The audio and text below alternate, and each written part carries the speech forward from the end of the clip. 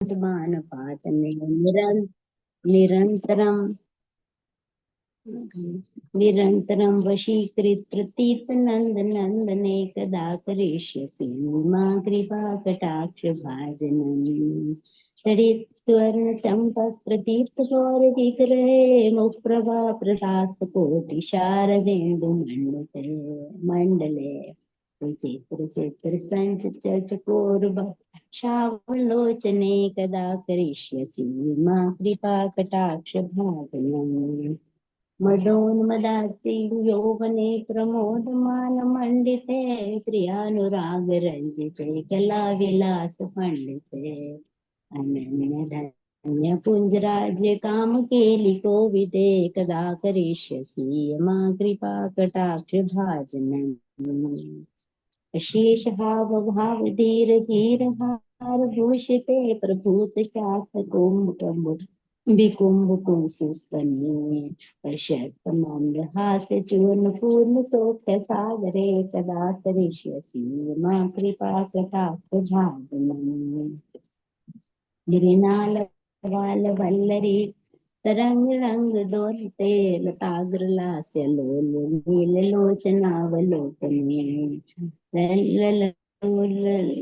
मल्लना मुग्ध मोहिनाश्रिते कदा करिष्यसि मा कृपा कटाक्ष भाजनम् स्वर्ण मल्लिका त्रिरेख कंबु कंठ गे त्रिसूत्र मंगली गुण त्रि रतन दीप्ति दीधिते लोल नील कुंतल प्रसून गुच्छ गुम्फते कदा करिष्यसि मा कृपा कटाक्ष भाजनम् नितंब बिंब लंब मान पुष्प मेखलांग में ने प्रशस्त रत्न किणी कलाप मध्य मुंजले करेंद्र शुंभ दंडिकावरो सोब गोर के कदा करिष्यसि मा कृपा कटाक्ष भाजनम् अनेक मंत्र नाद मंजलो परारव सखलत समाज राज हंस वंश निकवनाति गौरवे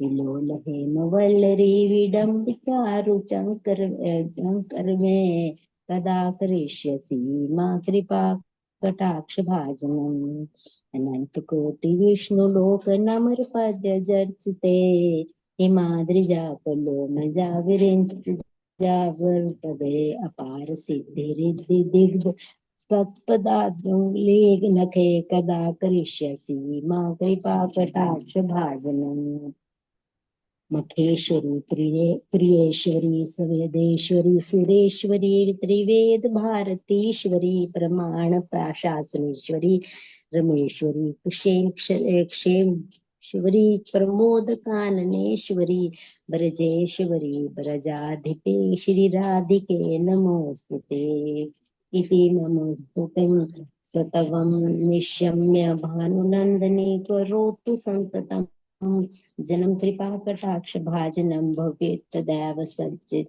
त्रिरूप कर्म नाशनम लभेत दादरजेन्द्र सुनो मंडल प्रवेशनम राकायमुद्यम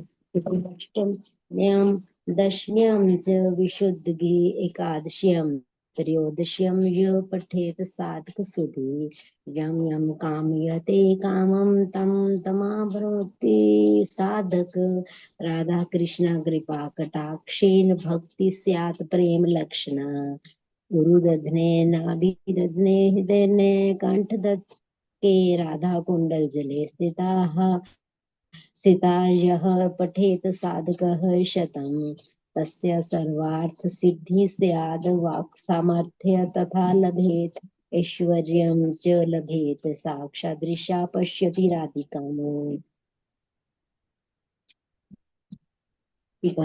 तेन स तत्क्षणादे तुष्टदते महावरं येन पश्यति नेत्राभ्यां तत्प्रियं श्यामसुन्दरं नित्यलीला परदेशं च ददाति श्रीव्रजाधिपः अथ हे परतरं प्रार्थनां वैष्णवस्य न विद्यते इति श्री नाय श्री राधिकाय कृपा कटाक्ष स्तोत्रम संपूर्णम् हरे कृष्ण। मैं अपने कुछ गलतियों को माफ करना रहा था माता, जय हो। हरे कृष्ण माता जी, दंडवत प्रणाम सभी को, सादर प्रणाम। हरे कृष्णा सभी को। हरे कृष्ण माता जी, प्रणाम। दंडवत प्रणाम। Thank you so much Indu Sharma माता जी, आज का जप और प्रार्थना करने के लिए, राधा कृपा कटाक्ष स्तोत्र का सुंदर उच्चारण करने के लिए बहुत बहुत हरे धन्यवाद कृष्ण आपका। माता जी, हरे कृष्ण और माता जी, सभी सना के लिए। हरे डिवोटीज का कृष्णा माता जी, हार्दिक दंडवत प्रणाम। अभिनंदन है आज के इस्कॉन अयोध्या के प्रातःकालीन जप सत्र में।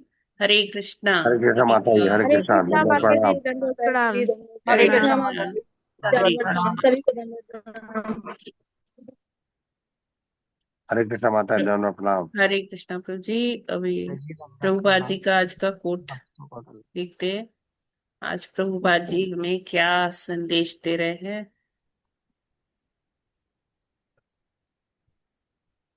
तो आज है 30 अगस्त। प्रभुपाद जी कहते हैं, तुम्हारे जैसा गृहस्थ भी एक त्रिदंडी के समान है, क्योंकि तुमने अपना सर्वस्व न्योछावर कर दिया है, अपना जीवन, अपना परिवार, अपनी संतान।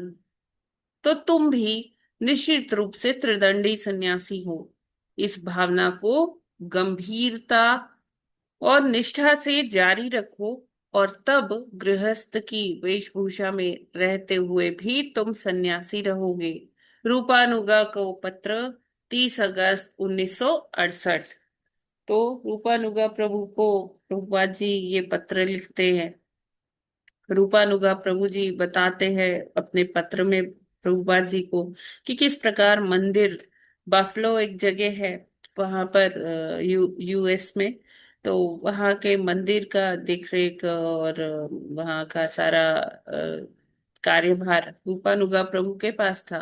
तो रूपानुगा प्रभु सब डिटेल्स प्रभुपाद जी को से शेयर करते हैं, बताते हैं कि बहुत अच्छे से मंदिर की सारी एक्टिविटीज चल रही है। तो प्रभुपाद जी बहुत खुश होते हैं, बता और उनसे कहते हैं कि आप एक गृहस्थ हैं। गृहस्थ होते हुए भी आप एक सन्यासी की तरह से कार्य कर रहे हैं वहां पर, बिना किसी स्वार्थ के। और आपने अपना परिवार, संतान, ये सब की जो आसक्ति है आप में नहीं है ना। तो निश्चित रूप से आप जैसे वो लोग जो है वो कौन है, त्रिदंडी के समान है। त्रिदंडी क्या होता है, सन्यास आश्रम जब ग्रहण करते हैं तो उस समय तो गुरु जो है जब शिष्य को संन्यास की दीक्षा देते हैं तो उनको दंड देते हैं। दंड मतलब वो डंडा देते हैं। उसमें 3 होते हैं त्रिदंडी। त्रिदंडी स्वामी जैसे कहते हैं ना, मनसा वाचा कर्मणा, जो केवल भगवान के लिए ही समर्पित हो। तो उनको 3 दंड मिलते हैं एक ही में, वो बांध के ना, 3 डंडे एक ही में वो बांध के उसको लेकर चलते हैं जहां भी जाते हैं। जो सन्यासी वो उसे हाथ में लिए रहते हैं। तो प्रभुपाद जी यहाँ कह रहे हैं कि तुम तो त्रिदंडी स्वामी सन्यासी के जैसे हो। जैसे कि सन्यासी अपना कुछ भी किसी चीज में उनकी आसक्ति नहीं होती, और वो हमेशा भगवान की सेवा के लिए अ, जो है इधर उधर पूरा भ्रमण करते रहते हैं, लोगों से मिलते हैं, उनको समझाते हैं कि किस प्रकार मतलब समाज का उत्थान हो कैसे। वो भगवान की जो लीलाएं हैं, कथाएं हैं, सबको सुनाते रहते हैं। तो इसी प्रकार जो वो प्रभु जी है, रूपानुगा प्रभु जी थे, वो ऐसे ही सेवा करते थे मंदिर में, बिना अपने किसी जो कोई पर्सनल बेनिफिट नहीं, कोई स्वार्थ नहीं कि लोग मेरी प्रशंसा करें, कि लोग मेरे आगे पीछे घूमे, सब मेरे चरणों में गिरे रहे। ऐसी उनकी कोई कामना नहीं थी। केवल वो क्या करते थे कि कृष्ण का के लिए प्रचार करते थे। मंदिर में जो भक्त आते थे उनको वो एक पर्सनल वो सबसे मिलते थे पर्सनली, और सबका सबको भक्त बनाने में उनकी रुचि रहती थी। तो प्रभुपाद जी के इस संदेश से हमें क्या सीखने को मिलता है कि हमें कपड़े से कोई मतलब नहीं है, चाहे हमने गेरुआ कपड़ा पहना हो, चाहे वो सफेद वाला कपड़ा पहना हो। तो भक्त को क्या चाहिए कि वो अपना कार्य पूरी निष्ठा से करे, है ना, बिना किसी अपने स्वार्थ के। भगवान का जो संदेश है, जो गीता में भगवान ने कहा है, जो भागवतम है, उसका संदेश लोगों तक पहुंचाए। और एक ऐसा कोऑर्डिनेशन करे कि मंदिर का जैसे जो गतिविधियां हो, तो उससे हर भक्त को एक प्रेरणा मिले आगे बढ़ने की आध्यात्म में, है ना। तो अगर हम ऐसा कर पाते हैं, गंभीरता से निष्ठा से ये कार्य कर पाते हैं, तो चाहे एक भक्त गृहस्थ की वेशभूषा में क्यों ना हो, तब भी वो सन्यासी जैसा ही होगा, है ना। क्यों? क्योंकि उसको मेनली आसक्ति नहीं है, ना अपने घर परिवार से, ना अपनी संतान से। अब यहाँ आसक्ति नहीं है, इसका क्या मतलब है? इसका मतलब ये है कि वो अपना दायित्व पूरा कर रहे हैं, कि जैसे जो संतान है उनका करियर का, उनका पालन पोषण, वो सब देख रहे हैं। लेकिन उनको मतलब वो उस उनमें मतलब उनको ऐसी विरक्ति है कि उनको अपनी संतान से ये नहीं है कि हाँ ये बड़े हो जाएंगे तो मेरा क्या केयर करेंगे, या किसी भी परिवारजन से उनको ऐसी कोई आसक्ति नहीं है कि हाँ मैं इनके लिए ये कर रहा हूं तो मेरे लिए भी ये ऐसे करेंगे। वो अपने आप में मतलब समर्पित है भगवान की सेवा के लिए, लेकिन अपना जो दायित्व है अपने परिवार का, अपनी संतान का, वो उसका भी निर्वहन कर रहे हैं। और साथ में जो मंदिर का कार्य है वो भी कर रहे हैं। तो हम देखते हैं ऐसे आज भी ऐसे लोग हैं, है ना। तो मैं देखती हूँ जैसे देवशेखर प्रभु जी हैं, वो भी अपना जो है फैमिली है, वो वहाँ भी ध्यान देते हैं, उनका भी केयर करते हैं। और साथ में इतना जो है हर फेस्टिवल में इतने मतलब पूरा प्रभु जी सीरियसली कार्य करते हैं। तो वो ऐसे अपना मेंटेन करते हैं, ऑफिस भी जाते हैं, क्लासेस भी लेते हैं। तो निश्चित ही ऐसे जो भक्त हैं उनकी वेशभूषा तो गृहस्थ की है, लेकिन वो कार्य कैसे कर रहे हैं? सन्यासी की तरह कर रहे हैं, है ना।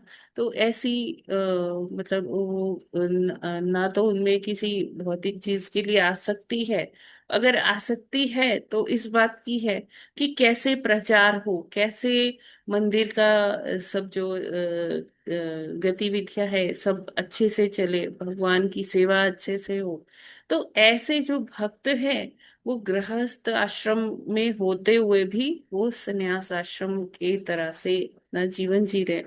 प्रभुपाद जी कहते हैं ऐसी ही सीरियसनेस चाहिए, ऐसी ही गंभीरता चाहिए, निष्ठा चाहिए। और अगर ऐसे लगे रहोगे तो निश्चित ही तुम सन्यासी के जैसे ही हो जाओ। हरे कृष्णा। जगत गुरु श्रील प्रभुपाद की जय।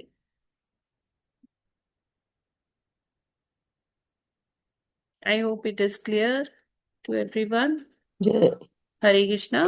जय जी माता हाँ जी माता जी, की गृहस्थ जी आश्रम में रहते हुए भी गृहस्थ जी माता जी वेशभूषा में। क्लियर है।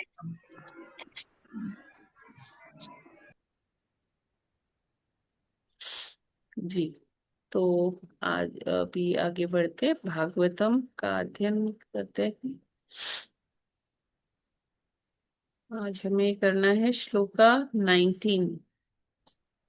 तो अभी तक हमने 18वें श्लोक तक देखा कि जो कपिल देव जी हैं अपनी माता से अलग अलग विषयों के बारे में चर्चा कर रहे हैं कि क्या क्या क्या गुण होते हैं भक्त के, वो कैसे कार्य करना चाहिए उसे, है ना, भगवान में कैसे उसकी आसक्ति और बढ़े। और ऐसे कौन से गुण हैं जो उसे डेवलप करने चाहिए, है ना, आध्यात्म में आगे बढ़ने के लिए। जैसे कल वाले श्लोक में उन्होंने कहा कि गुरु की इसमें नहीं, सॉरी, कल वाले श्लोक में उन्होंने क्या बोला था, गुरु वाला तो उससे पहले था। कल वाले श्लोक में क्या था कि जो श्रवण कर रहे हैं, माता जी भक्त के लक्षण, हाँ, भक्त श्रवण के करना, लक्षण है बताइए। ना, और संग करना, एक ऐसे मित्र का जो जिससे परस्पर चर्चा की जाए जा सके, बोधयंता परस्परम। तो जिनसे चर्चा की जा सके भगवान की लीलाओं के, भगवान के गुण के बारे में, और दोनों का ही आध्यात्मिक विकास हो, भक्तिमय वातावरण में उसे आगे बढ़ पाए वो, है ना। तो ये यहाँ सब जो पिछले और श्लोक हैं सब में चर्चा हो रही है कि कैसे आध्यात्मिक रूप से कैसे उन्नत हो एक भक्त। हम्म, तो उसी श्रृंखला में आज का ये 19वां श्लोक आगे पढ़ते हैं। यस माता जी। श्लोक।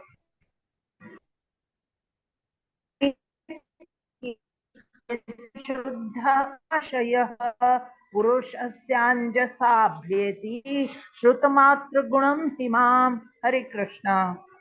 हरे कृष्णा। सभी को सादर प्रणाम। मत धर्मणा गुण एते परिसंशुद्ध आशया पुरुषस्य अजन्मा अजसा अभ्येति श्रुत मात्र गुणम ही ही वा याम माम। हरे कृष्णा। हरे कृष्णा।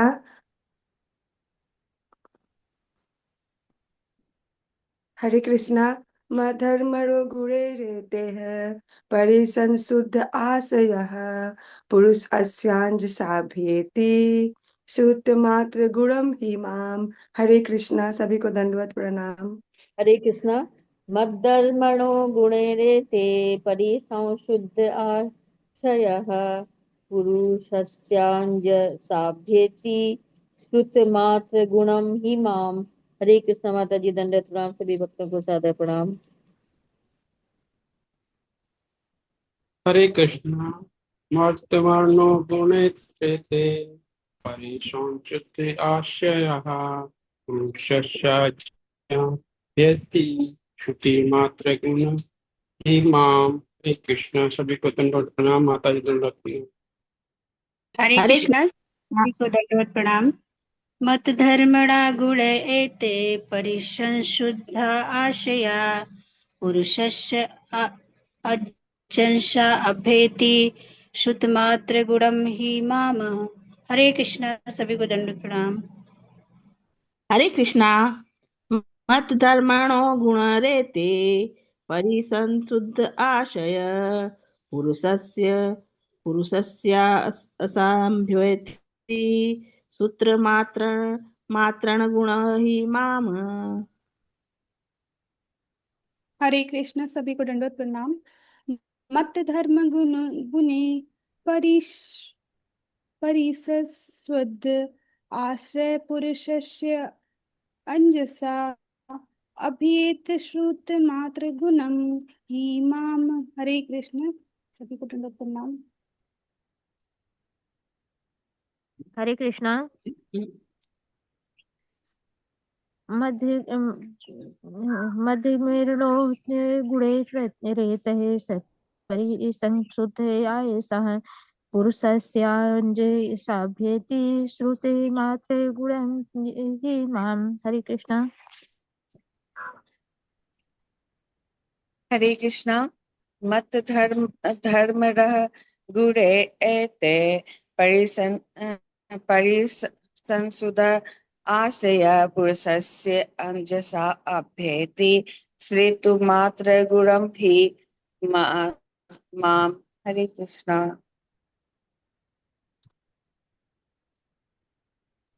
हरे कृष्णा। सभी को दंडवत प्रणाम।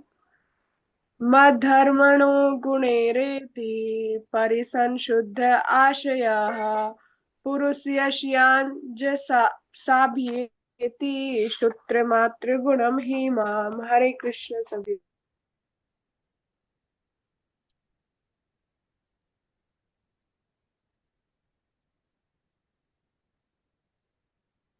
हरे कृष्णा। आगे कौन पढ़ना चाहता है? तो जी मैं पढ़ लूं, बहुत दिन हो गए। हाँ जी, पढ़ लीजिए माता जी। शब्द अर्थ, अनुवाद तथा तात्पर्य शील प्रभुपाद जी द्वारा। शील प्रभुपाद जी की जय। मत धर्मणः, मेरे भक्त के, गुणे गुणों से, एते इन, परिसंशुद्धः, पूर्णतया शुद्ध, आशय, चेतना, पुरुषस्य, पुरुष की, अंजसा तुरंत, अभ्येति, निकट आता है, श्रुत, सुनकर, मात्र, केवल, गुणम, गुण, ही, निश्चय ही, माम, मुझको, जब मनुष्य इन समस्त लक्षणों से पूर्णतया संपन्न होता है और इस तरह उसकी चेतना पूरी तरह शुद्ध हो लेती है, तो वह मेरे नाम या मेरे दिव्य गुण के श्रवण मात्र से तुरंत ही आकर्षित होने लगता है। तात्पर्य शील प्रभुपाद जी द्वारा। शील प्रभुपाद जी की जय। इस उपदेश के प्रारंभ में ही भगवान ने अपनी माता को बताया कि मद्गुण श्रुति मात्रेण, मेरे भगवान नाम गुण रूप आदि के श्रवण मात्र से मनुष्य अनुरक्त हो जाता है। विभिन्न शास्त्रों द्वारा अनुमोदित विधि विधानों का पालन करने से मनुष्य समस्त दिव्य गुणों में पूर्ण योग्य बन जाता है। भौतिक संगति के कारण हमने जो कुछ अनावश्यक गुण विकसित कर लिए हैं, उस कलमश से उपयुक्त प्रक्रिया का पालन करके हम छूट सकते हैं।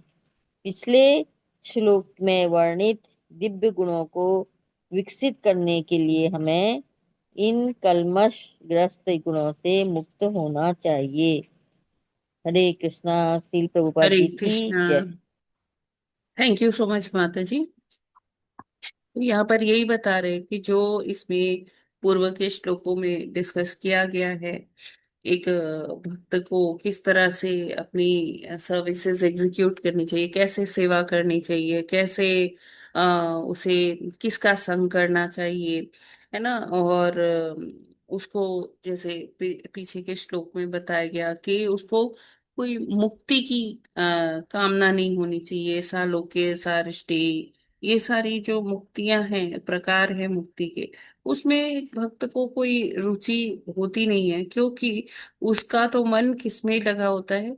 भगवान की भक्तिमय, शुद्ध भक्तिमय सेवा में। उसमें कोई मिलावट नहीं होती है ना।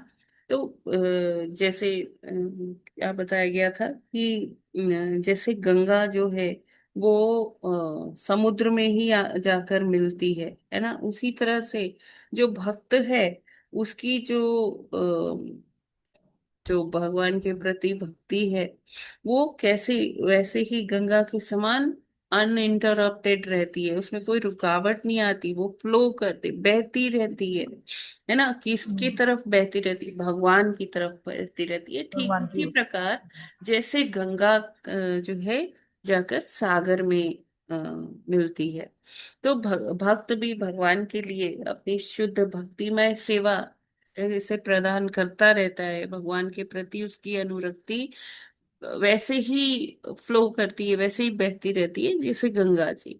और यही सारे गुणों की चर्चा होती है कि कैसे एक भक्त को बिना किसी भौतिक लाभ की कामना के उसे भगवान के प्रति क्या करना होता है? समर्पित होना होता है, सरेंडर करना होता है करना होता ना। है। और जी। उसको नित्य ही ये सारी जो भक्तिमय सेवा है, वो बिना किसी, उसे ये नहीं होता कि अरे मुझे इससे कुछ धन मिल जाएगा, भगवान की सेवा करेंगे तो धन की प्राप्ति होगी, यश की प्राप्ति होगी, लोग मेरे गुणगान गाएंगे, अरे ये बहुत अच्छा भक्त है, ऐसा है वैसा है। उसको ये सब की किसी चीज की कामना रहती नहीं है। फिर विग्रह सेवा के बारे में बताया गया उनके कपिल देव जी के द्वारा कि कैसे भक्त को भगवान की पूजा भक्ति करनी चाहिए, अलग अलग साज सामग्री से उसका मतलब जो दिनचर्या है जैसे बताया गया है उसको, वैदिक विधि, उसको वो सारी दिनचर्या को अलग अलग साज सामग्री से भगवान की पूजा करनी चाहिए। पुष्पम पत्रम फलम तोयम, ये सारी चीजें जो भगवान ने बताई है उनको ऑफर करना चाहिए। और अपने सतोगुण को और बढ़ाना चाहिए, और बढ़ाना चाहिए नित्य ही। जब वो ऐसा कार्य करेगा तो वो सतोगुण उसका बढ़ेगा। और फिर क्या है कि बिना मतलब जो भी भक्तिमय सेवा है बिना गुरु के ये नहीं हो पाती है। गुरु को यथोचित सम्मान देना चाहिए, जैसे भगवान के तुल्य ही गुरु को, गुरु का भी पूजा करना चाहिए। जैसे भक्त होते हैं तो वो गुरु पूजा करते हैं, गुरु के सम्मान करते हैं, और जैसा गुरु बोलते हैं वैसे ही वो अक्षरशः पालन करते हैं फॉलो अपने कर। गुरुदेव का, है ना। तो ये सारे जो गुरु के प्रति एक्टिविटीज हैं, गुरु के प्रति सम्मान है, तो ये उसको आगे बढ़ाता है, अध्यात्म में उसको और उन्नत बनाता है।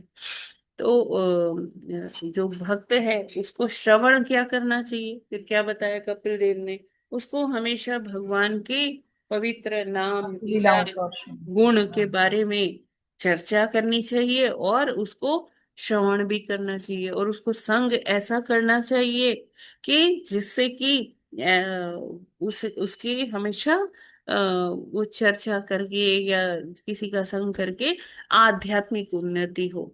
ऐसे लोगों का संग नहीं करना चाहिए जो भगवान की भक्ति में तो लगे हैं लेकिन वो मटेरियल चीजों के प्रति भी उनकी आसक्ति है, या उनका चरित्र अच्छा नहीं है।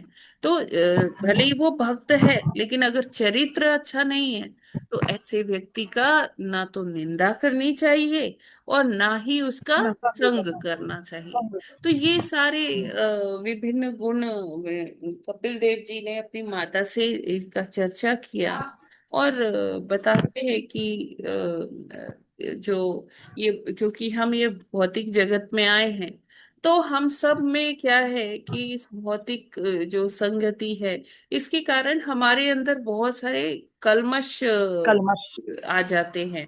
तो उनसे छूटने के लिए हमें ये सारी प्रक्रिया करनी ही होती है कि हम भगवान की भक्ति करें, भगवान का दर्शन कैसे करना है, चरणों से स्टार्ट होके भगवान का दर्शन शीश तक करें, हाँ, भगवान की साज सामग्री से सेवा करें, भगवान की लीलाएं सुने, श्रवण किसी प्रामाणिक अधिकारी से ही करे श्रवण, गुरुदेव की जो है वो सम्मान करें, यथोचित उनका पूजा करें।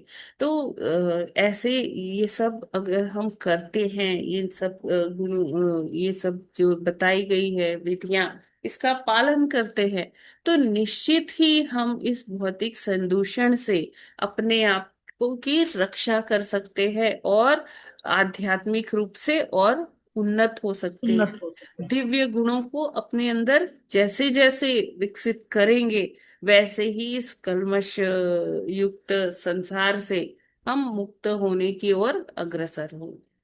हरे कृष्णा। ये ठीक है ना, क्लियर है? जी माता जी, बहुत अच्छा आशय, पहले भी बताया था अभी भी, ये बहुत अच्छे से हाँ माता जी, भौतिक आसक्ति आध्या नहीं होनी चाहिए आध्यात्मिक और रूप ऐसे से लोगों का संग भी नहीं करना चाहिए जो भौतिकता में लिप्त हो। जी प्रभु जी, आप कुछ कह रहे थे? हाँ माता जी, आध्यात्मिक रूप से संपन्न तो होना चाहिए और सारे जो है बताए गए कठिन जो है जो भी इसके तरीके हैं उसको पालन करना चाहिए। गुरु के सानिध्य में सिर्फ हो सकता है माता जी कि सिर्फ ये कामना रह जाए कि किसी भी मुक्ति की कामना नहीं रहे, जितनी भी मुक्ति की कामना है सिर्फ भगवान की भक्ति की तरफ भी आसक्ति लगी रहे।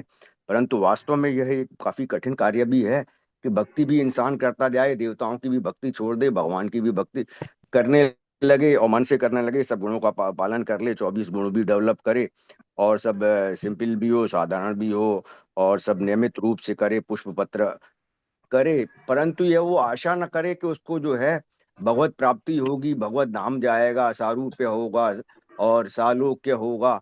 ऐसी आशाएं छोड़ना काफी कठिन है, परंतु बताया गया है कि अगर गुरु का सानिध्य होगा तो होता है। कहाँ तक ये पॉसिबल है, कहाँ तक ये संभव है, कहना बड़ा कठिन है। हरे कृष्ण माता जी, कैसे संभव है ये?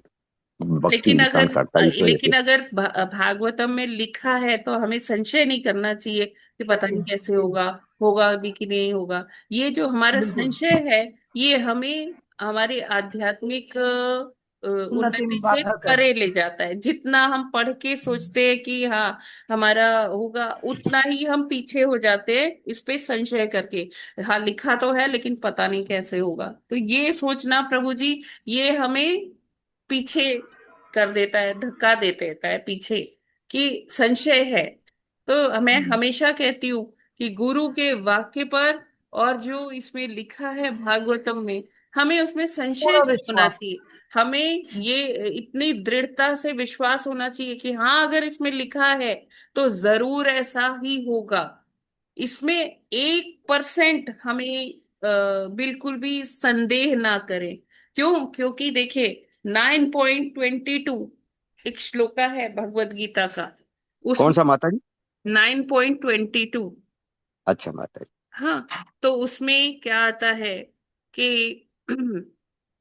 एक भक्त थे, वो गीता का नित्य ही पाठ किया करते थे, है ना। और उसमें जब वो 9वें अध्याय का 22वां श्लोक पढ़ते थे, तो उसमें उनको थोड़ा संशय आ जाता था। ये कौन सा श्लोक है? अनन्याश्चिन्तयन्तो माम ये जना पर्युपासते तेषां तेषां नित्या नित्यभियुक्तानां योगक्षेमं वहाम्यहम्। योगक्षेमं वः। तो जब वो ये पढ़ते थे कि जो कुछ है भगवान उसकी रक्षा करते हैं, और जो हमारे पास नहीं है भगवान हमें वो प्रदान करते हैं। तो कहते हैं मैं तो भगवान की इतनी सेवा पूजा पाठ सब करता हूँ, लेकिन फिर भी इतनी मेरे पास मतलब धन धान्य की कमी है मेरे घर में। क्या ये जो लिखा है ना गलत लिखा है? वो इसको काट दिए अपने पेन से। तो क्या हुआ कि वो ऐसे कहीं बाहर गए किसी काम से, तो उनके घर में ना 2 बच्चे आते हैं छोटे छोटे, और वो ना सारा घर का राशन लेके आते हैं। तो उनकी जो पत्नी होती है वो घर में होती है, वो देखती है 2 बालक आए हैं, बहुत ही सुंदर सुंदर बालक हैं। और लेकिन वो सारा सामान रखते हैं, तो वो माता जी कहती है कि ये आप लोग क्या लेके आए हो? कहते ये जो आपके पति हैं उन्होंने ये भिजवाया है। तो कहती है अच्छा ठीक है फिर रख दो अगर उन्होंने भिजवाया है। तो जब वो सारा राशन बोरियां वगैरह रख रहे थे उनके घर में, तो वो माता जी ने देखा कि दोनों बालकों के पीठ पर ऐसे ऐसे लगता है किसी ने उनको मारा मारा है छड़ी से या बेत से। तो वो कहती है कि अरे तुम इतने सुकोमल बालक हो दोनों, तुम्हारी ये चोट कैसे लगी है? कहते कि आपके पति ने ये मारा है हमको। तो वो माता जी को बड़ा दुख होता है कि इतने सुकोमल बालक और छोटे छोटे बालक हैं बेचारे, एक तो इतना सामान लेके आए ऊपर से उन्होंने इनको ऐसे पीटा है। तो जब वो दोनों चले जाते हैं, और जब उनके पति वापस आते हैं घर पे, तो कहती हैं कि ये देखो आपने इतना सामान भिजवा दिया, अरे बहुत घर में कुछ भी नहीं था और आपने भिजवा दिया, बहुत अच्छा किया। तो बोलते हैं मैंने भिजवा दिया? कहते हैं, हाँ वो 2 बालक आए थे, वो सारा सामान ये देकर गए हैं, उन्होंने कहा है कि आपने भिजवाया है। लेकिन वो तो सब ठीक है, सामान तो आपने भिजवाया, लेकिन आपने उनको मारा क्यों? कहते मैंने किसको मारा ना, मैंने ये सामान भिजवाया, मैंने नहीं भिजवाया। और किसकी बात कर रही हो, मैंने किसको मारा? मैं तो ब्राह्मण व्यक्ति, मैं किसको मार सकता हूँ, मैं थोड़ी ना मारूंगा। तो बोली हाँ मेरे को भी यही डाउट हो रहा था कि आप कैसे मार सकते हो।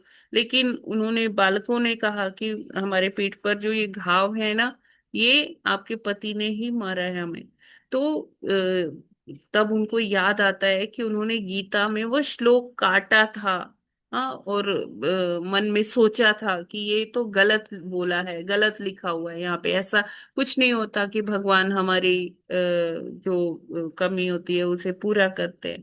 तो फिर वो फटाफट जाते हैं, वो प्रणाम करते हैं भगवान को कि साक्षात कृष्ण बलराम आए थे मेरे घर में आपूर्ति करने, जो कुछ मेरे पास नहीं था वो मुझे देने आए थे, और मैंने भगवत गीता में ये ऐसे ही काट दिया। तो इससे हमें ये शिक्षा मिलती है कि इसमें जो एक एक शब्द लिखा है प्रभु जी, वो इतना पोटेंट है कि अगर हम प्योरिटी से उसको पूरी शुद्धता से मानते हैं, उसको फॉलो करते हैं, हमें इतना दृढ़ विश्वास है अपने गुरु पर, अपने भगवान पर, तो हमें रंच मात्र भी संदेह नहीं करना चाहिए। हाँ, हमारी कमी है, हम अभी इतने दृढ़ नहीं हुए, लेकिन जो लिखा है उसमें कोई संशय नहीं करना चाहिए। तो हमें हर बार ऐसा कुछ श्लोक आए तो हमें हर बार ये नहीं कहना चाहिए हाँ है तो, लेकिन अब पता नहीं कैसे होगा, ये तो नहीं कह सकते, कठिन है। ये प्रभु जी इससे बचिए। हरे कृष्णा। ठीक है प्रभु जी, जी हरे कृष्ण माता जी। हाँ है ना? जी तो इसमें हाँ माता जी। भागवत में ये लिखा है निशान, या वो निशान इसलिए थे पीठ पर कि हाँ, उसने काटा था, काटा तो था। मतलब भगवान यस, को उसने जो है वो जो है एक तरह से जो है हर्ट किया, तो वो निशान भगवान के पीठ के ऊपर बने हुए थे 2 बालकों के रूप में। जी। तो और हमें लेकिन बिल्कुल वो सहायता के संदेह लिए फिर नहीं भी आए। करना चाहिए, ना हाँ गुरु माता जी। वाणी पर, ना जो और ना भागवतम ही में या ग्रंथों में ग्रंथ। लिखा हुआ है। यस, निकुंजेश्वरी वृंदा देवी दासी माता जी, आप कुछ कहना चाहते हैं? हरे कृष्णा माता जी। हरे कृष्णा। माता जी, मैं एक क्वेश्चन पूछना चाह रही थी कि जैसे इसमें भगवान, मतलब आपने बताया कि उन्होंने भगवत गीता का श्लोक काट दिया था, तो इस हाँ वजह से भगवान के शरीर पे निशान दिखाई दिए। तो जी, जैसे हम लोग जब ग्रंथ पढ़ते हैं तो मेरी आदत है ऐसे कि जैसे अगर टाइम नहीं है मेरे पास नोट्स बनाने का कि लिखें बार बार उसको, तो इतना हाँ टाइम भी नहीं रहता है, बहुत सारी रिस्पॉन्सिबिलिटीज रहती हैं, हाँ हाँ तो जी, हम हाइलाइटर रखते हैं, हाइलाइटर से मेन मेन हाँ चीजें हाँ माता जी, वो हाईलाइट तो करते हैं। देखिए, काटने का मतलब है हम हमें गुस्सा आ रहा है कि ये गलत लिखा है ये। आप तो हाईलाइट कर रही है ना कि हाँ, जब समय मिलेगा मैं इसे दोबारा से पढ़ लूंगी, तो वो जी आपका स्नेह है। वही है, बात है ना कि बिल्ली अपने मुख में चूहे को दबोचती है और उसी मुख में अपने बच्चे को भी लेती है। बच्चे को प्यार का एहसास होता है, चूहे को वो मरने का डर लगता है, उसको जी। मृत्यु दिखती है सामने। हाँ हाँ। कर वही रही है बिल्ली, ठीक है ना? तो जी देखिए, काटना वो हमारा भाव अलग है कि यार ये इसमें सब गलत लिखा हुआ है, ऐसा कुछ नहीं होता है। और हाँ हाईलाइट हाँ। करना, तो वो भाव अलग हो गया कि कितना सुंदर लिखा है, भगवान ने क्या मस्त बोला है, हाँ इसे तो नित्य ही पढ़ना चाहिए, तो चलो इसे हाईलाइट कर लेते हैं और रोज हाँ। पढ़ूंगी। तो वही है माता जी, ठीक है ना? तो उसमें कोई हाँ माता बुराई जी, बस नहीं। वही हरे जानना चाह रहे थे कि कहीं मैं तो गलत नहीं कर रही नहीं नहीं हूँ। नहीं नहीं भाव की हरे बात है माता कृष्णा जी। माता जी। जी हरे माता कृष्णा जी। माता जी। हाँ जी, मधु माता जी, हरे कृष्णा। माता जी, मैंने जैसे कि वो जो आईडी कोर्स कर लिया, और मतलब अब ये वृंदावन में ये दिया जाएगी गुरु दीक्षा। पता नहीं माता जी मेरे मन में क्या हुआ, मैंने माता जी से मना कर दिया कि मैं अभी नहीं ले रही गुरु माता जी, दीक्षा। ये अभी बाद में बात करते हैं, है ना? पहले अभी अच्छा ठीक, मूड ठीक बना है हुआ है माता जी। भागवतम का, तो ये जी थोड़ी जी देर में बात करते हैं, ओके? ठीक है हरे इससे कृष्णा। रिलेटेड कोई प्रश्न है तो बताइए। नहीं माता जी, बस मेरे मन में क्या, मतलब क्या मैं अच्छा, गलत हूँ ये क्या? अभी बाद में और बात करते हैं माता जी, ठीक है? जी जी जी। हाँ जी। हरे यस, कृष्णा माता जी। रोहिणी देवी दासी माता जी, आप कुछ कहना चाहती हाँ हैं? जी जी माता जी, हरे कृष्णा। जी पंचांग प्रणाम, सभी भक्तों को पंचांग प्रणाम। माता जी, मैं भी जो भगवत गीता पढ़ते हैं उसमें जो उसे अच्छा उस श्लोक के अनुसार अर्थपूर्ण लगता है, जहाँ सारा पूरा सार आ हाँ गया है उसमें, जी, तो उस पर मैं अंडरलाइन करती हूँ, कोई बात नहीं पेंसिल से ही माता जी, अंडरलाइन। इट्स ओके हाँ, माता जी। नीचे उसकी कोई लाइन में अंडरलाइन कर देती हूँ, उसमें टिक्स उसमें लगा कोई देती हूँ 2। आप तो द्वेषपूर्ण तरीके से तो अंडरलाइन नहीं करती है ना? नहीं नहीं, उसका भाव पूर्ण देखो कि हाँ, हाँ यस, पूरा सार आ गया उस श्लोक जी का, जी उसमें जी, बस वही है। समझ में आता है हमें वो चीज। वही आप जब भी ऐसा मन में आए, आप सोच लीजिए बिल्ली अपने मुख में चूहे को भी दबाती, लेके चलती है, और बिल्ली अपने मुख में ही अपने जो किटन है, हाँ जो वो सुना उसका मैंने। बच्चा है, बच्चों को उसको भी भी लेती है। लेती है। वही तो भाव था बच्चे को जी। प्रेम का, प्रोटेक्शन का एहसास होता है, लेकिन चूहे को मृत्यु नजर आती है। कार्य वो वही भाव है। का, हाँ, भाव का फर्क है। भाव भाव का फर्क है जी। ठीक है ना? हाँ, तो वही जी, अंडरलाइन टिक कर लेती हूँ, डबल टिक, तो अच्छा पूरा हाँ भाव समझ में आता है जी, आपका। माता हरे जी, कृष्ण, अंडरलाइन और धन्यवाद। Highlight one and same thing ना? हाँ हाँ बिल्कुल माता जी, है ना? हाँ, हरे ठीक कृष्ण है। माता जी, इम्पोर्टेंट धन्यवाद चीजों को धन्यवाद हम भी प्रणाम। हरे अंडरलाइन कृष्ण। करते हैं। ठीक है, आगे बढ़े। हरे कृष्ण माता जी। जी, जी माता जी। हाँ, ठीक है। भगवान के 20वां बारे में बातें श्लोक। हाँ शाश्वत रहती है 100%। जी, उन्हें दृढ़ विश्वास और श्रद्धा के साथ एक्सेप्ट करना चाहिए यस 100%। माता जी, बिल्कुल बिल्कुल। धन्यवाद। पढ़े माता जी 20वां 20वां श्लोक, भरत सिंह 20वां की पढ़े बारी है ना। 20वां श्लोक। तो अभी तो आपने माता। पढ़ लिया ना भरत का 19वां, हो अब गया माता जी, 20वां लक्ष्मण की अब आगे। टीम लक्ष्मण का है। हाँ हरे कृष्ण पढ़े माता जी। जी, पढ़िए। यथा वात रथो घ्राण मां वृंगते गंध आशयात एवं योग रतम चेत आत्मानम विकारियत। हरे कृष्ण। हरे कृष्णा। यथा वातरथो घ्राणमावृङ्गे गन्ध आस्यात् एवं योगरतं चेत आत्मनाम विकारियत्। हरे कृष्ण। हरे कृष्ण। यथा वातरथो घ्राणं नावृङ्गे गन्ध आस्यात् एवं योगरतं चेत् आत्मानमा विकारियत। हरे कृष्ण। हरे कृष्णा। यथा वात्रतो प्राणामावते गंध आशयात् एवं योगरतं चेत आत्मन विकारियत। कृष्णा। हरे कृष्णा। यथा वातरतो घ्राणं वृंगे गंध आस्यात् एवं योगरतं चेत आत्मन अविकारियत। हरे कृष्णा। सभी को दंडवत प्रणाम। हरे कृष्णा। यथा वातरथो घ्राणा वृत्तंगे गंध आसयात एवं योग रतम चेत आत्मानं विकारियत। हरे कृष्णा। माता जी, प्रभु जी, सभी को प्रणाम। हरे कृष्णा। यथा वातरथो घ्राणमरवृङ्क्ते गन्ध आस्यात् एवं योगरतं चेत आत्मनाम विकारियत्। हरे कृष्णा। हरे हरे कृष्णा। कृष्ण। यथा वातरथा प्राणम् आवाङ्गे गन्ध आशयात् एवं योगरतं चेतः आत्मानम् अविकारयत्। हरे कृष्णा। हरे माता जी, कृष्णा। आवृंगते है ये वर्ड, आवृंगते, घ्राणम आवृंगते।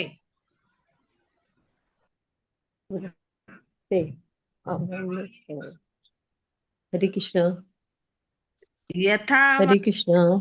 घ्राणं हाँ पढ़ी माँ। रंगे गंथ आशयात् एवं योगरतं चेत आत्मानम् अविकारति यत्। हरे कृष्ण। यथा वातरथो घ्राणामावृङ्यते गन्ध आशयात् एवं योगरतं चेत आत्मानमविकारिवत् यत्। यथा वातरथो घ्राणमावृङ्क्ते गन्ध आशयात् एवं योगरतं चेत आत्मानमविकारियत्। माताजी पूरा पढ़ लो। हरे कृष्णा। यथा वातरथो हरे कृष्णा। घ्राणामावृन्त गन्ध आशयात् एवं योगरतं चेत आत्मानं विकार्यत। हरे कृष्णा। सभी भक्तों को दंडवत प्रणाम। माता जी दंडवत प्रणाम। हरे कृष्णा माता जी, हम पढ़ लूं? रंजना माता जी भी कह रही हैं पढ़ने के लिए। ठीक है माता जी। रोहिणी देवीदासी माता जी, आप पढ़ना चाहती हैं क्या? जी माता जी पढ़ना चाहे तो उनको पढ़ने ठीक है, के लिए पढ़ दीजिए। लीजिए पढ़ लीजिए। मंजू जी माता जी नेक्स्ट धन्यवाद। पढ़ लेंगी। जी धन्यवाद माता जी, धन्यवाद माता जी, धन्यवाद माता जी। इसको व्रांगिक की पढ़ेंगे ना, घ्राणा माँ व्रंगिक्त। वृंगते, हाँ घ्राण व्रंगिक्त, घ्राणम आवृंगते। व्रंगिक्त आएगा। हाँ घ्राण माँ व्रंगिक्ते। अक्त है ना, त और त। एंग हाँ व्रंगिक्त। हाँ। जी। शब्दार्थ है ना, अनुवाद श्रील प्रभुपाद जी के द्वारा। श्रील प्रभुपाद जी की जय। यथा जिस तरह वात वायु का, रथः रथ, घ्राणम सूंघने की इंद्रिय, घ्राणेन्द्रिय, आवृंगते आवृंग आवृत्ते आवृंगित्व ग्रहण करते हैं। गंधः सुगंधि, आशियात स्रोत से, एवं उसी तरह योग प्रथम भक्ति में लगी हुई, चेतः चेतना, आत्मनाम परमात्मा, अविकारी अपरिवर्तनशील, यत जो। अनुवाद भावार्थ श्रील प्रभुपाद जी के द्वारा। श्रील प्रभुपाद जी की जय। जिस प्रकार वायु का रथ गंध को उसके स्रोत से ले जाता है और तुरंत घ्राणेन्द्रियां तक पहुंच जाता है, उसी प्रकार जो व्यक्ति निरंतर कृष्ण भावना भावित भक्ति में संलग्न रहता है, वह सर्वव्यापी परमात्मा को प्राप्त कर लेता है। हरि कृष्ण, हरि बोल। तात्पर्य श्रील प्रभुपाद जी के द्वारा। श्रील प्रभुपाद जी की जय। तात्पर्य: जिस तरह उद्यान के फूलों की सुगंध को ले जाने वाला समीर तुरंत घ्राणेन्द्रिय तक पहुंच जाता है, उसी प्रकार भक्ति भाव से सिक्त चेतना अर्थात भावना अपने परमेश्वर के दिव्य अस्तित्व तक पहुंच जाती है, क्योंकि भगवान अपने परमात्मा रूप में सर्वत्र प्रत्येक जीव के हृदय में विद्यमान रहते हैं। भगवद गीता में कहा गया है कि भगवान क्षेत्रज्ञ हैं, इस शरीर के भीतर विद्यमान हैं, किंतु एक ही समय में वे अन्य शरीर में भी रहते हैं। क्योंकि अमुक आत्मा किसी अमुक शरीर में ही विद्यमान रहता है, अतः जब अन्य आत्मा उसका साथ नहीं देता तो वह बदल जाता है, किंतु परमात्मा समान रूप से सर्वत्र विद्यमान रहता है। व्यष्टि आत्माएं विरोधी हो सकती हैं, किंतु हर शरीर में विद्यमान होने के कारण परमात्मा अविकारी अर्थात अपरिवर्तनशील कहलाता है। जब व्यष्टि आत्मा कृष्ण भक्ति से सिक्त हो जाता है, तभी वह परमात्मा की उपस्थिति को समझ सकता है। भगवद गीता में पुष्टि की गई है कि कृष्ण भावनामृत से पूरित व्यक्ति ही भगवान को या तो परमात्मा या परम पुरुष के रूप में जान सकता है। भवक्त्या भक्तिमान अभिजानाति। हरि क्षमता बोल। हरि बोल। थैंक यू माता जी। धन्यवाद माता जी। तो यहाँ पर यही बता रहे कि कैसे एक भक्त जब कृष्ण भावना भावित हो जाता है, कृष्ण भक्ति उसके अंदर इतनी उसका समावेश इतना हो जाता है कि उसकी जो भक्ति भाव है वो उससे जैसे कहते हैं ना, उस एक भक्ति तो कोई कर रहा है ना, लेकिन जब वो जैसे मान लीजिए सेवा तो कर रहा है और सेवा में भाव नहीं है, लेकिन जब ऐसे करते करते सेवा में कृष्ण भक्ति एकदम उमड़ने लगती है, मान लीजिए कि उस सेवा में कृष्ण भक्ति का तड़का लग गया हो, है ना, सिक्त हो गई हो कृष्ण भक्ति से, तो तब वो अपने अंदर में परमात्मा के दर्शन करता है, अपने अंतर मन में वो परमात्मा को देख पाता है। तो ऐसे ही भक्ति करनी चाहिए। क्योंकि भगवान जो है हमारे अंदर ही निवास करते हैं और उनका ये जो जैसे भगवत गीता में आप अगर त्रयोदश अध्याय पढ़ें, 13वां अध्याय पढ़ें, तो उसमें आपको पता चलेगा कि भगवान क्या है, क्षेत्रज्ञ। भगवान को क्षेत्रज्ञ कहा गया है। क्षेत्रज्ञ हम भी हैं, है ना। क्षेत्र क्या है, ये शरीर को क्षेत्र का नाम दिया गया है। जैसे एक खेत, और खेत का जैसे मालिक होता है किसान, जो जिसकी वो खेत है, तो वो उसके बारे में जानता है कि उसकी उर्वरा शक्ति कितनी है, उसमें सिंचाई कब करनी है, कितना पानी देना है, कैसी मिट्टी है खेत की। तो किसान सब जानता है उसके बारे में, है ना। तो उसी तरह से ये जो शरीर है, शरीर को क्षेत्र बोला गया है।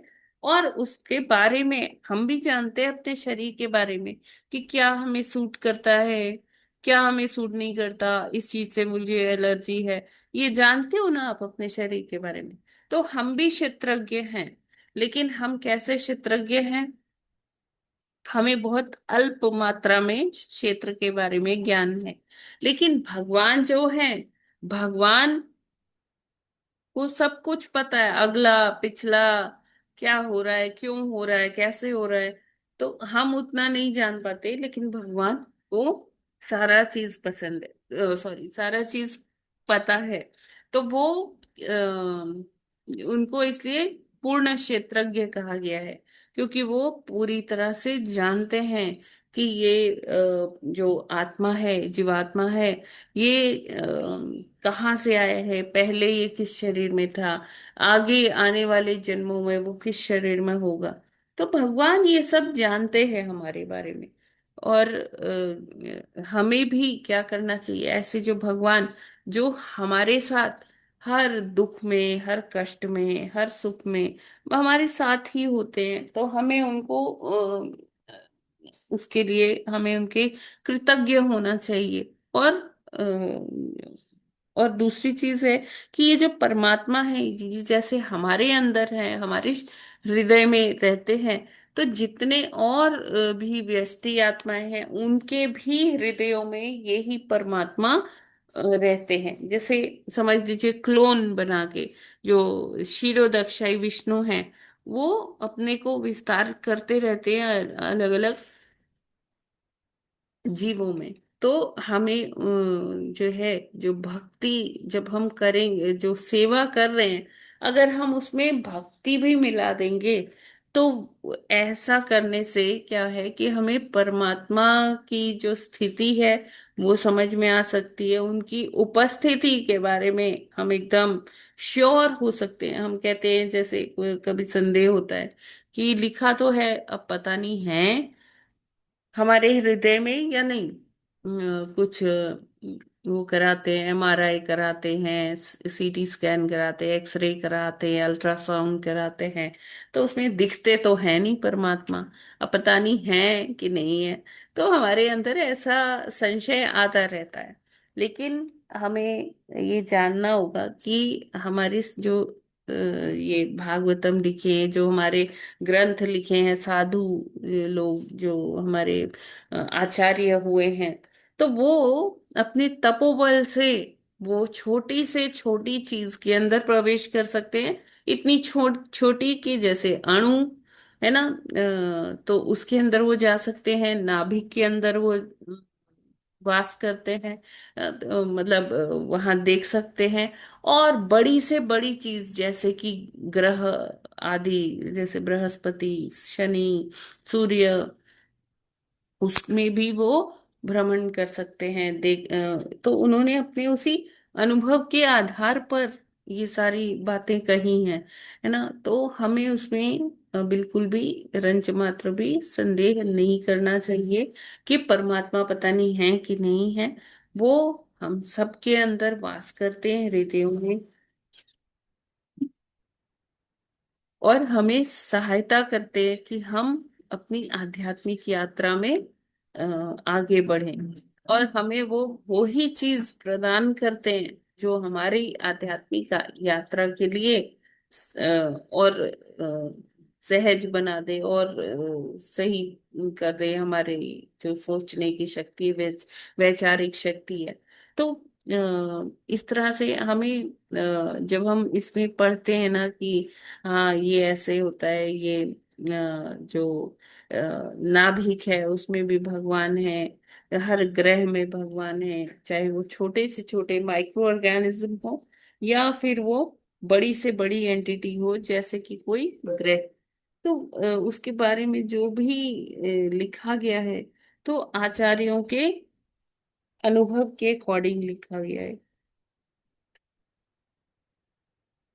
ठीक है, तो हमारे पास कोई ऑप्शन नहीं है जानने का, हम नहीं कर सकते, लेकिन जो हमारे ऋषि मुनियों ने किया है तो हमें उस पर प्रश्न चिन्ह भी नहीं लगाना है। ठीक है, हरे कृष्ण। हरे कृष्ण। माता जी केवल भक्ति में सेवा के द्वारा ये जान सकते हैं कि भगवान जो है सर्वज्ञ हैं, सब जगह मौजूद हैं, हृदय में भी हैं, सारे परमाणुओं में भी हैं, ग्रहों में भी हैं। तो भक्ति में जब स्ट्रांग होंगे तभी मालूम पड़ेगा ये चीज, और तभी भक्ति में सेवा हमारी आगे बढ़ पाएगी। परंतु यदि भक्ति में कम है, आत्म साक्षात्कार नहीं है, तो इस चीज का मालूम नहीं पड़ेगा और आध्यात्मिक उन्नति नहीं हो पाएगी। इसलिए भक्ति को हमेशा साथ रखना है ताकि आध्यात्मिक उन्नति हो सके। हरे कृष्ण माता जी। हरे कृष्णा। यस, किसी और का कोई प्रश्न? माता जी, प्रभु जी। हरे कृष्णा माता जी। हाँ, यस माता जी। माता जी आप इतने अच्छे से समझा देती हैं तो प्रश्न कैसे करेंगे? आप बहुत अच्छे से समझाई कैसे भक्ति क्या करना है, कैसे करना है, लेकिन भक्ति में आगे बढ़ जाए तो जानो कि कल्याण हो गया।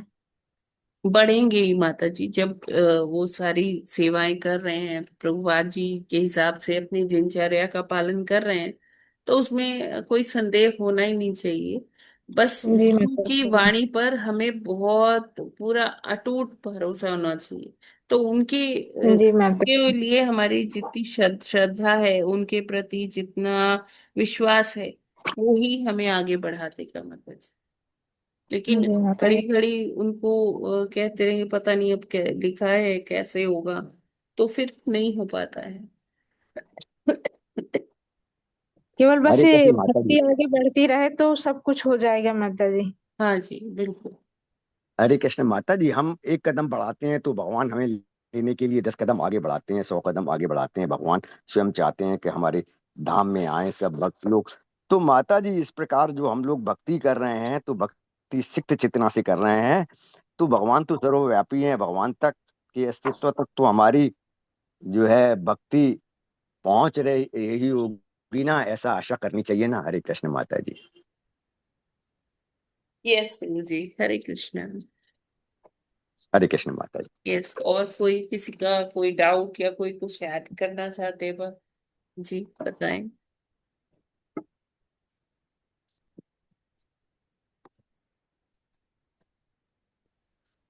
हरे कृष्णा माता जी। हाँ जी माता जी, बोलो। सही। हाँ, भक्ति में आगे बढ़ने के लिए हमें सतोगुण में रहते हुए ब्राह्मण तत्व को अपनाना चाहिए, उसकी ओर अग्रसर होना चाहिए। क्योंकि भौतिक जगत में है इसलिए बार बार परिवर्तन होते रहते हैं, लेकिन प्रयास हमारा यही होना चाहिए कि सतोगुण में आए और ब्राह्मण तत्व की ओर आगे बढ़े। ब्राह्मण तत्व के जो गुण हैं वो लगातार विकसित होते रहें। राइट माता जी। भगवान में पूर्ण श्रद्धा, गुरुओं में हाँ, पूर्ण श्रद्धा विश्वास हो। हरे कृष्णा। हरे कृष्ण। ठीक है, तो फिर आज हम लोग यहीं पर विराम करते, कल आगे और पढ़ेंगे। ग्रंथराज श्रीमद् भागवतम की जय। जगत गुरु श्रील प्रभुपाद की जय। नामाचार्य हरिदास ठाकुर की जय। अनंत कोटि वैष्णव भक्त वृंद की जय। वांछा कल्पतरुभ्यश्च कृपा सिन्धुभ्य एव च पतितानां पावनेभ्यो वैष्णवेभ्यो नमो नमः। हरे कृष्णा। सभी को सादर प्रणाम। हरि बोल। हरे कृष्ण माता जी, प्रणाम सभी भक्तों को।